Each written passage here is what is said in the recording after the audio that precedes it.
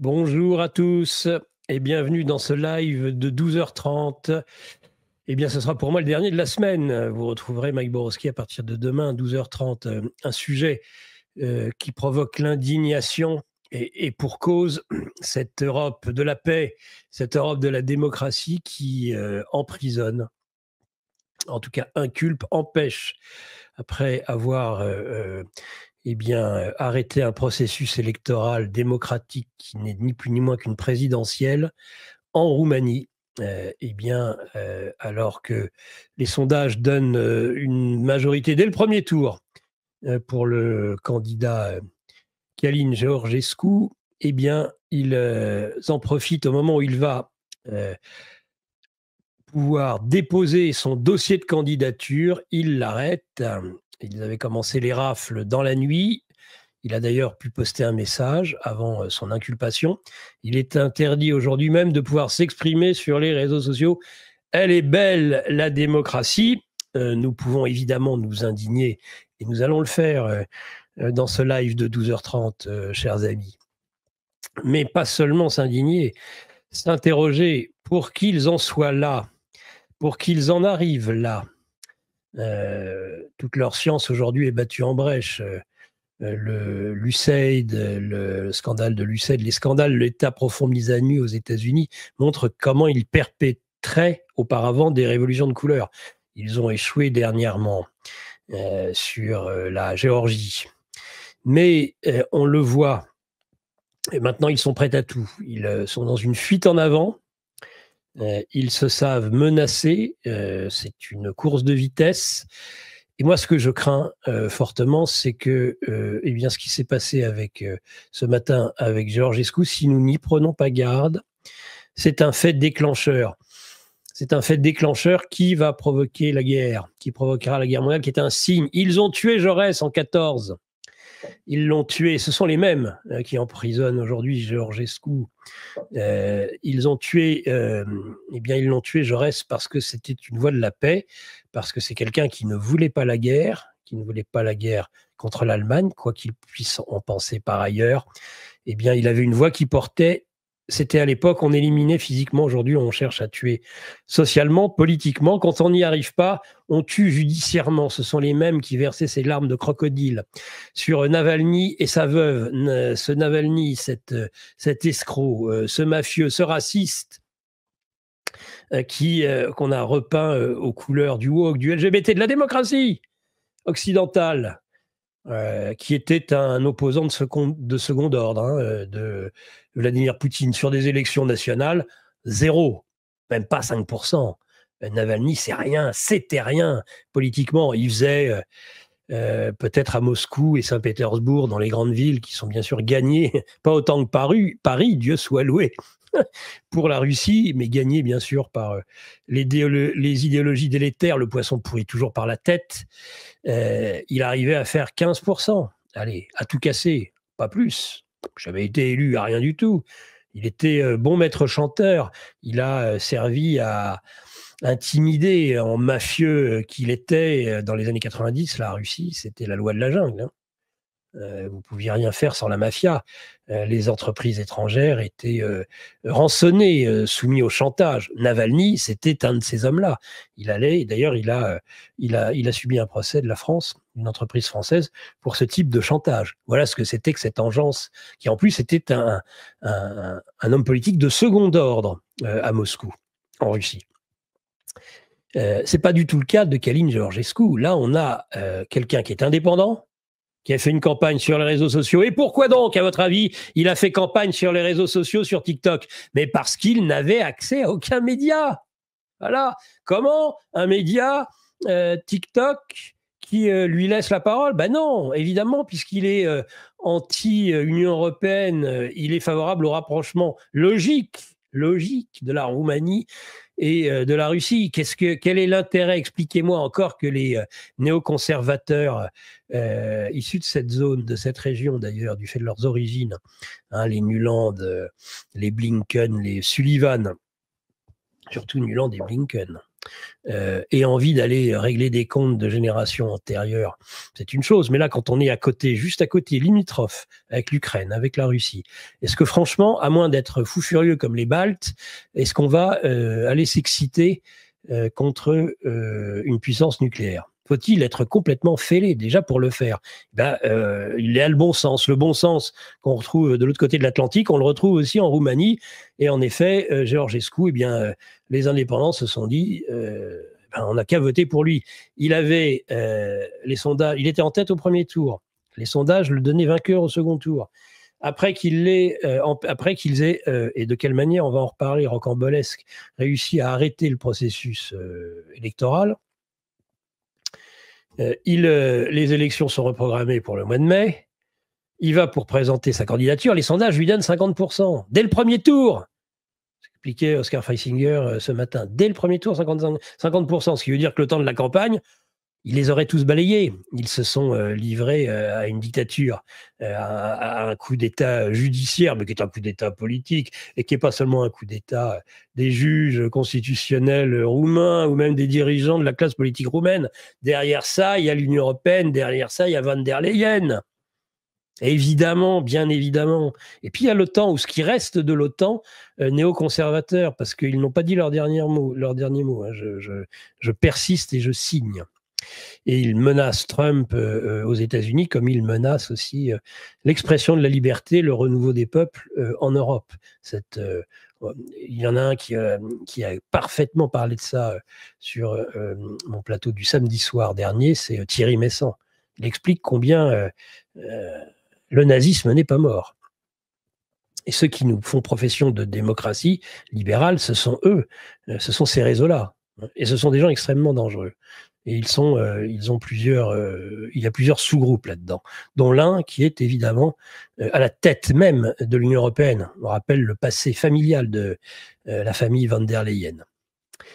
Ce n'est pas neutre du tout.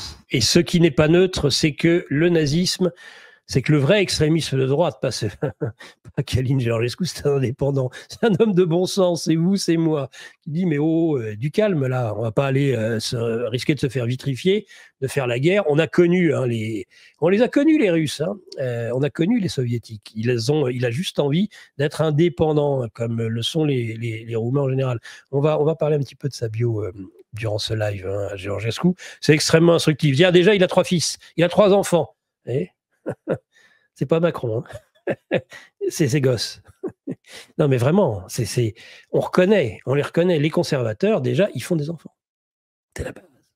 Si depuis quelque temps, l'ensemble des dirigeants européens, hein, la grosse moutie là, qui a vendu la mèche là, en disant que les accords de Minsk, c'était du pipeau pour permettre à l'Ukraine de s'armer et de faire la guerre, hein, la moutie là, elle n'a pas d'enfants. Ils n'ont pas d'enfants. Tous autant qu'ils étaient, ils n'avaient pas de gosses. Et ça, c'est quand même un signe singulier. Quand on n'a pas d'enfants, après moi le déluge, hein, comme on dit.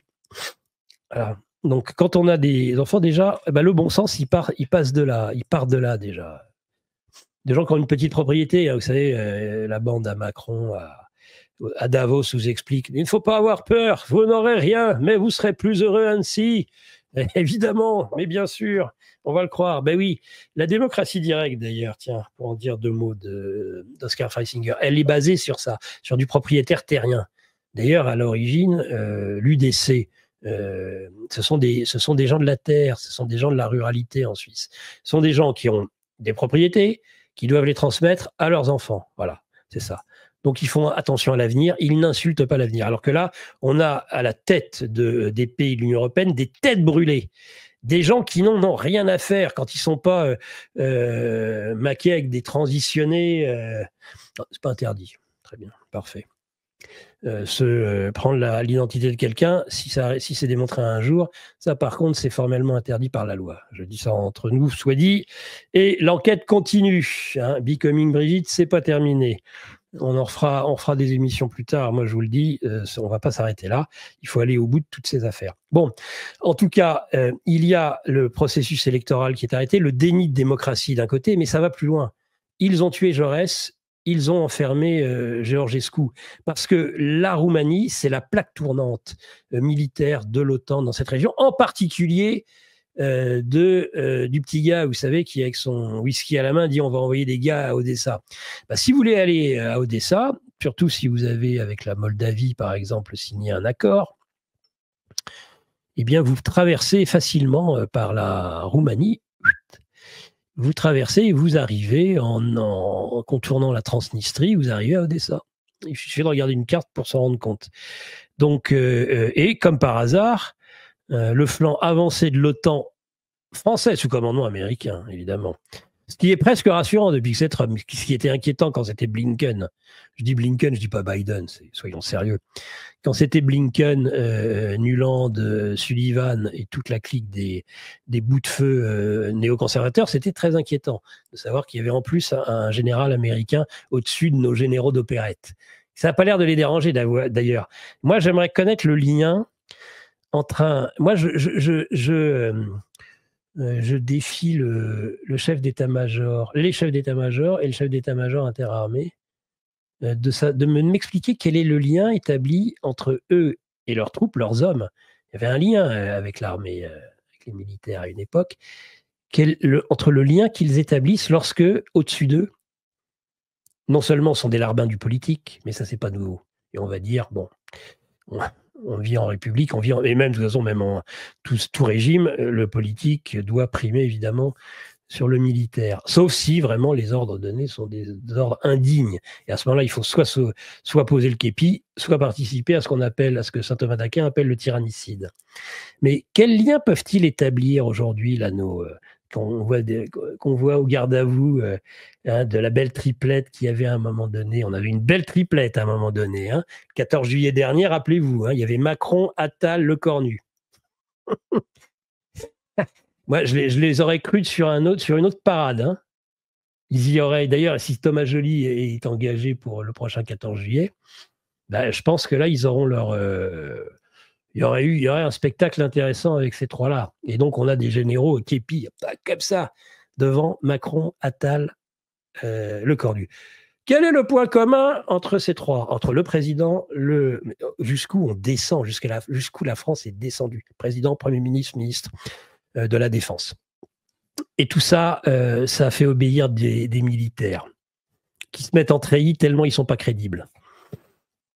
Il ferait mieux de faire comme les curés aujourd'hui, s'ils ne sont pas capables de porter la défroque, ils mettent le costard, ça suffira. Franchement, quand on est traître, on n'a pas besoin de mettre un treillis. Surtout quand on n'a jamais réellement fait la guerre, en tout cas jamais une guerre d'intensité, de haute intensité, telle que celle qui se déroule actuellement en Ukraine.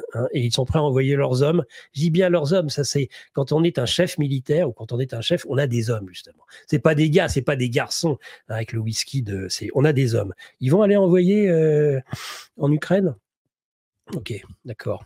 Donc en tout cas, ils ont leurs troupes, il y a des légionnaires là-bas, des soldats courageux, et c'est à eux auxquels évidemment on pense pour éventuellement faire participer à une organisation de maintien de la guerre, pas de la paix, de la guerre, pour essayer de foutre ces gros sabots et ces grosses rangers et ces grosses godasses en Ukraine où personne ne veut d'eux, entre les uns qui disent la garantie de sécurité peanuts et les autres, les Russes qui disent il n'en est pas question. Mais bon, ils veulent quand même, ils veulent faire les utilités, les supplétifs. Donc la Roumanie est essentielle, vous comprenez. Donc c'est pas par hasard ils